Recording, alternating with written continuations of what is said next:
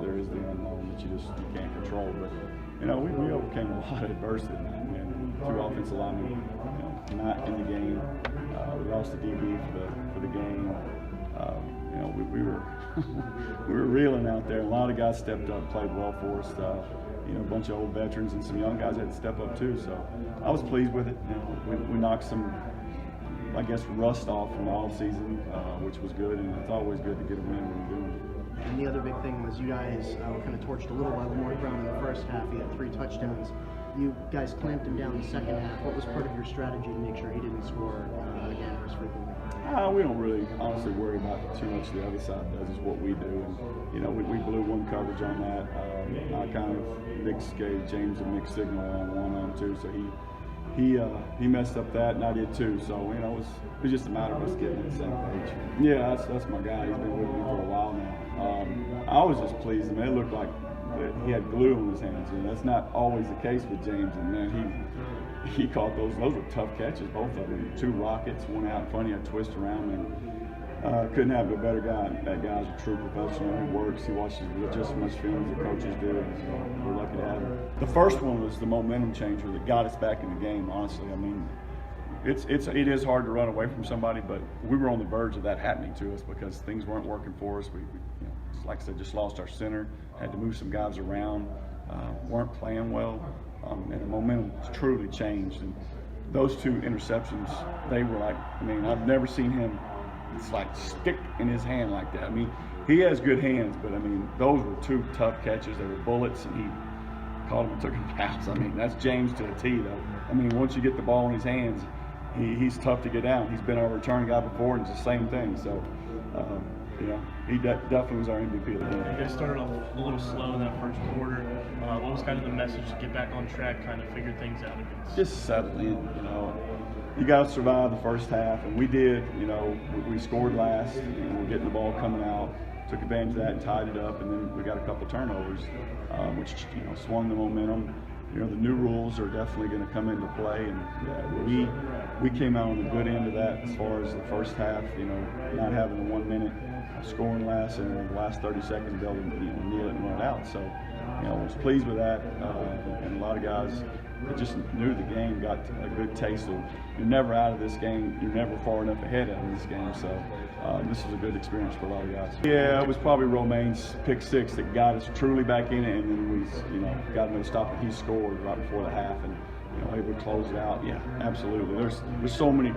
You know, the NFL has the Turning Point channel that we have. In arena football, we have 20 of those a game, you know, so it's just so much action in our game. And I'm pleased with my veterans, you know, that took over. All these young guys in camp, you know, I've got basically 13 coaches besides the coaching staff that I have with the, you know, veteran players. And potential, it's there. Yeah. I mean, you can't get any more chippy than that for 2 teams that don't really know each other. There's a lot of veterans on the other team too, you know, veteran coaching staff. Yeah, they are a new team, but, you know, they're a very experienced team. They may have more experience than we do, to be honest with you. But, you know, that's kind of the direction we want to go, and we feel fine with the rookies we got in there. They'll be clean. We did scrimmage them, and it was a little chippy in that too. And, you know, there was no question. When I saw 11.5 spread against them, I'm like, this doesn't happen. And I don't care, you know, if they're new or not. Their coaching staff's not new, and probably 80% of their players are a bunch of veterans. So that was never about knowing we're going to come in and just beat somebody. That's just too hard to do. You know, honestly, probably Ferns in camp has been my MVP. You know, he was a rookie last year. We used him not as much as I'd like to last year. He came in this year the man, and he's played like the man. And he's going to play in this league for as long as he wants to. Put on a little extra weight, and he's tough to stop for a yard, I guarantee you that. Aaron Washington was active today, but didn't really see the field. Do you have an update on this? Yeah, I could have played him. If this had been a playoff game, I could have played him and been no worries about it. But it's just too long a season to risk his hamstring. So we set him out, you know, and hopefully he'll be full tilt next week. Yeah, we kept it pretty vanilla.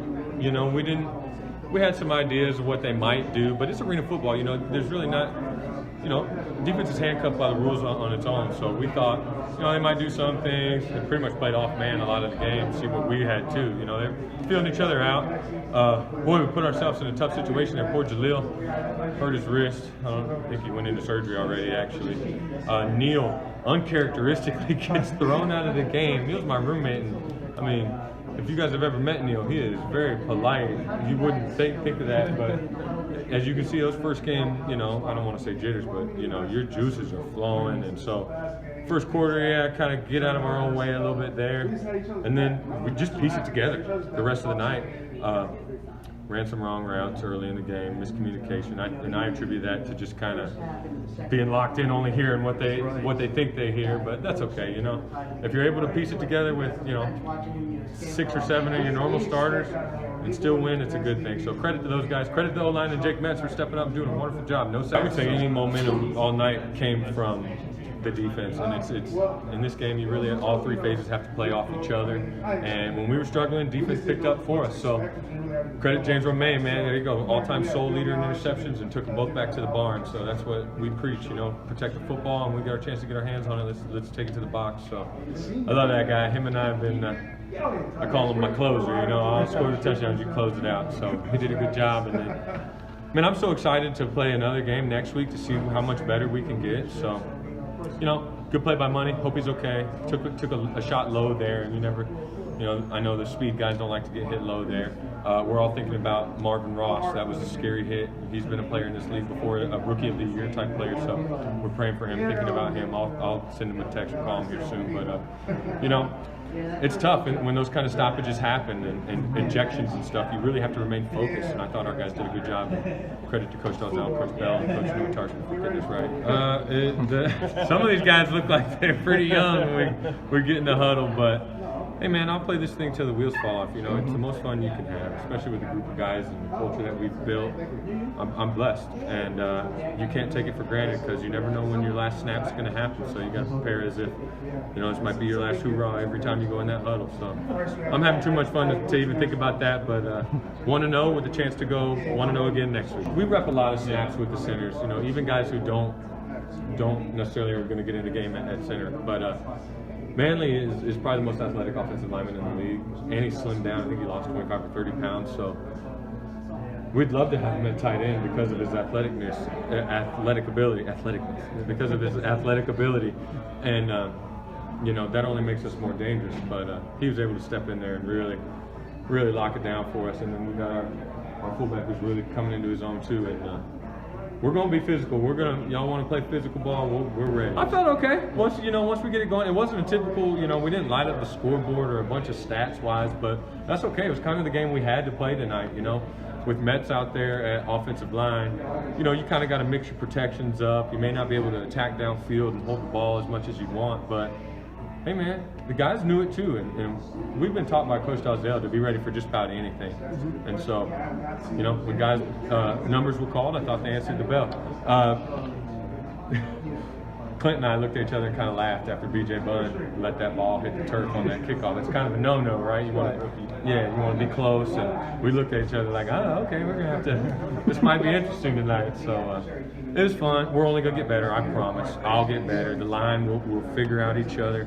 Even with the piecing it together, doing a puzzle upside down with the line tonight, they still gave up no sacks, no pressure. So I'll take that every night, and our guys are going to be confident. Like I said, I'm confident in my ability. I know Coach is confident in what we do, so we're only going to get better. Crowd, you guys, it's a pretty good crowd. First game, especially a middle of the afternoon game, and I think there's going to be a lot of that because I think the plan is to play one game at a time so they can get the bets in, as many eyes as possible, which is a good idea.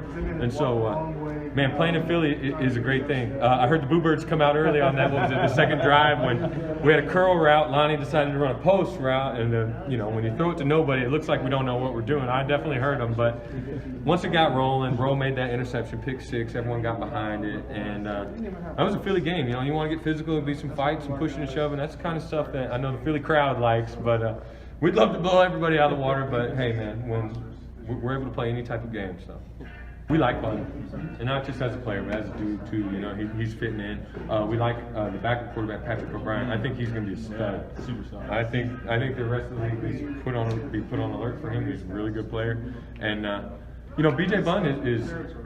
He's fearless. You saw him. He took that ball on those kickoffs, man. Nobody wants to do that. That's hard. He stick it right up in there. He got the ball on the wall and tried to run someone over too. And I mean, our offense goes a lot on the wide receivers. We put a lot of pressure on them to know where to be and do the right thing and convert against certain coverages. And, you know, as a rookie, and he's done well. And like I say, he's only going to get better. Money's banged up a little bit. Outlaw took one in the groin. You never like to see that. Wash is still a little banged up. So he's going to have to play. And we got a lot of confidence in him. And well, it's good to see, you know, receivers are always pretty confident in themselves. So that's always a good thing. Speaking of O'Brien, he had a really good college career at Wawa, and now he's coming into Arena. What have you done to really help him in his rookie season so far? You know, we just tell him be a sponge, and he has been too. Even from the first day, we got in town a couple of days early, started working some routes, some timing stuff, and what I see with a lot of young kids is they struggle picking up the timing, whereas Pat really has done a wonderful job. You know, quick 5-step, get rid of the ball, because a lot of young guys want to hold it until they see people open. And Pat's starting to get that. Now, you know, he's still green, so he's learning coverages and when and where to take shots and stuff like that, but who better to learn from than Coach Suzell? So it's hard. Sometimes I tell him to just make a quick decision and throw an accurate pass, and you know, hey, 2nd and 5 is better than 2nd and 10. So, yep. But we're excited, and you know, we're only gonna get better, like I said. Great, you know, that's just me having trust in my teammates, you know. I changed my number this year for the city, you know. I know you guys heard the tragedy with Nipsey Hussle, and this is one of the reasons why I'm wearing 33. He died at 33, and it was also because, you know, that's when Jesus Christ died. So there's a lot of stuff into it. So that's why I decided to change my jersey number and everything. But you gotta trust your teammates. At the end of the day, that's all it is. You guys got off to kind of a slow start that first quarter. Well, you know, we got a lot of rookies, you know, so But you guys were able to overcome that. Exactly. What kind of was the message, you know, on the sideline in the locker room to kind of get things back on track to, you know, the way you guys know it? I mean, it was the same it was at the beginning of the game. You know, stay together, be a family, and it's gonna work out for us. You know, nobody pointed the fingers. We're all lifting each other up on the sideline. So, you know, people want to play hard with people like that. You know, if you talking down to them, they're not going to play for you. So we're a family. That's what it is at the end of the day. So, it was great. You know, Philadelphia always has one of the biggest fan bases in the NFL. It just shows them. You should be out there. Oh yeah. You know, that's our cross-town rivals. You know, of course we already had a scrimmage with them, so we already knew each other's faces. It was a little difficult because we didn't have too much film on them. But I mean, now we got film. We know what they're doing. So we're good. At halftime, you guys made some adjustments to really kind of get back to, you know, signature soul football. What was the message from coach in the locker room to kind of, you know, just refocus, regroup, and get back out there and put a show on? He just said, calm down and do your job. Trust the guy next to you, and we will score. So he said, defense, keep doing what you're doing. You guys are playing amazing. You know, Romaine with the 2 touchdowns, breaking the record today. That's a blessing. But yeah, I mean, that's all he said. Stay together. Trust the man next to you. I can't do none of that without my line, honestly. Of course, you know, it takes skill, but at the end of the day, without my line, that wouldn't have happened at all. So shout out to my line. I was a fool or something. Man, it's always a blessing when you can set a record. You know, being in this organization for 7 years, and you know, just coming behind the guys like Rashawn Kaza and guys like that, you know, and to break a record like that, you know, it means a lot to me, you know. And you know, it's always surreal to be solidified in history. So you know, I know the next guy coming up here, my name's going to be up at the top of that list. So it feels good, you know. And the first pick six, kind of walk us through what was going through your mind. You snag it on the goal line, then what? You know, that came from film study. I got beat twice early in the game, so I know I was being a little bit too aggressive. So they hit me with a double move. So right there on the goal line from the scrimmage, you know, they was trying to cross face the whole time. So I was thinking, you know, if they trying to cross face the first time they seeing me, they might, you know, try to throw a little wrinkle in there and do an out route. And the receiver, he televised his route a little bit too early before the ball was hyped. I caught a beat on it, and I took a nice little angle on it, and I picked that thing, took it to the crib, took it to the house. Then of the second one of the two, again, take us through what was going through. You picked the ball, and then? You know, basically just reading for route combinations. You know, I was actually just reading a route combination. The guy that I was covering actually did something else. You know, me and Torres Jones, we good. You know, been playing for the past 3 years. And we got good camaraderie, and we did a little combo coverage right there. He took my guy, and I saw his guy coming across the middle.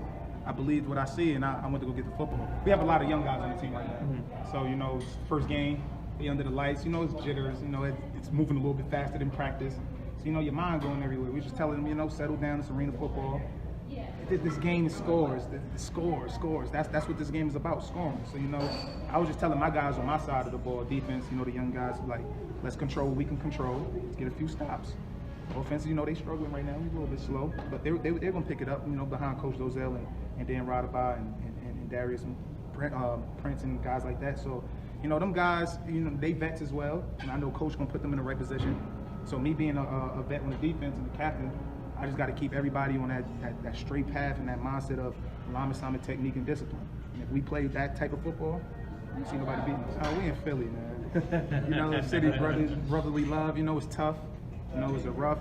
I grew up in New York, so you know, I'm used to the you got to be great in order to be here mentality, and that's all they doing. The Bulls is just, we know what you could do, so why are you putting this type of product on the field? We want to see y'all win, so I just feel like that's them getting a little bit anxious for us to, you know, snap back to what we need to do and bring back another one of these. You got Rodney Hall backside now. He kind of reminds me of you, how you played arena before, you played the middle in places, and now he's here playing backside with you in the middle. Talk about his game a little bit and what you've seen from him. Well, Rodney, you know, I seen Rodney about 2 years ago when he played out in Lehigh. He was pretty good. I liked how he moved. Me and Coach B, Coach Bernie, we actually went out there to go scout another player, and we seen him. So, you know, and I was like, Coach B, I think we scouting the wrong guy. So, you know, the past 2 years, we just been watching him, seeing what type of plays he make, and see how he matured as a player and as a human. And you know, him just being around, you know, he real young, he real nonchalant. He'll just give you this little smile, like, and you'd be like, hey, Rodney, you hear me? He'd be like, yeah, I hear you. You know what I'm saying? But, you know, he kind of remind me of myself. He's soaking up all the knowledge from, you know, the vets. He asks a lot of questions. He's not a guy who thinks he knows it all. And those type of guys is the guys that you need to keep the organization like Philadelphia Soul running in the next 4, 5, 6 years once a guy like me retires, you know? It was kind of the same for Hollis, like how they put him backside. What's that move like from playing the middle? Because that's where Rodney played in the IFL and NAL and all that. What's that like going from the middle to backside? So you know, I played IFL. I played the motion somewhat, and then when I came here, I went to front side. So you know, backside and front side, two totally different positions, two totally different worlds. You know, and they don't run regular arena stuff over there. Yeah, I'm talking. I hope y'all see this. We coming to punch y'all in the mouth next week. All right. It's going to be a good matchup, Lexi. I already know that. They got some good talent. You know, I'm just fiery about it, you know, saying punching them in their face, but it's going to be a good game. It's going to be a good game. I love playing against Baltimore. Weird, because I know his mentality when he get on the field, how he heckles and antagonizes and he try to get under your skin. So I just got to tell myself, this is Gooseby. He means nothing. He's just trying to get under my skin for the game and get me out of my game. But it's going to be kind of weird, man. You know, when I came in, Gooseby was a vet. You know, and he's one of the guys who was a DB. He taught me the game as well. I love him like a brother, man. You know, on and off the field. When he was here, you know, we was together. We watched film together. You know, he my jack, so I need his help. He need my help. So, and I love how just, you know, when he was here, how he believed in me. He was one of the guys who, I don't know the term, if y'all know it, he put the battery in my back. He got me going. You know what I'm saying? He was, yo, bro, can't nobody get open on you, cover anybody out here. Even when I get beat, he'd be like, bro, it's arena football. He's supposed to score. Now go get your 2 picks and they ain't even gonna remember you scored. You know, like tonight I got scored on 3 times, but I had 2 pick sixes. Nobody even know I got scored on 3 times. You know, so you know he just kept my head level. He always kept me humble, but try to get me to be cocky. But he always kept me here. You know, you could have like tonight if I would have had the 2 pick sixes, he'd have been like, that's something you're supposed to do. He wouldn't have gave me glory like, yeah, bro. He'd be like, you're supposed to do that. Now go get another one. Get 3. Go get 3 or 4. Now you talking. And he'll say something like, you know, my uncle, back in the day, my uncle broke both of his wrists and had 5 interceptions. That's something he'll say, you know. But that's keeping you humble. Like, you had 2, but you would get 3 or 4 because that's the type of guy he believed in, you know. So I already know he over there getting, you know, Josh Victorian and Joe Powell and them guys' minds, right? So Romaine versus Joe Hills next week. My favorite matchup. The Odell versus Josh Norman in the Arena Football League. Let's talk about it a little bit. How you feeling about next week versus Joe? I like Joe. I like Joe Game. Obviously a Hall of Fame in this league. Absolutely. He gets a lot of calls. But, you know, definitely one of the best guys that I faced in my career, him and Brandon Tompkins. Those 2 guys on the same team, you know, I used to have to prepare one for 1 week, and then I see BT or Joe Hills. Now they both on the same team, and I got to see these guys they gonna send BT in motion. Then the next play they gonna send Hills in motion. So, I mean, I'm gonna have a tough task on my hand next week, and I know they're gonna be coming after me after I had the 2 pick sixes. So, I know they're gonna try to shut me up and break down my confidence a little bit. But I'm ready for whatever.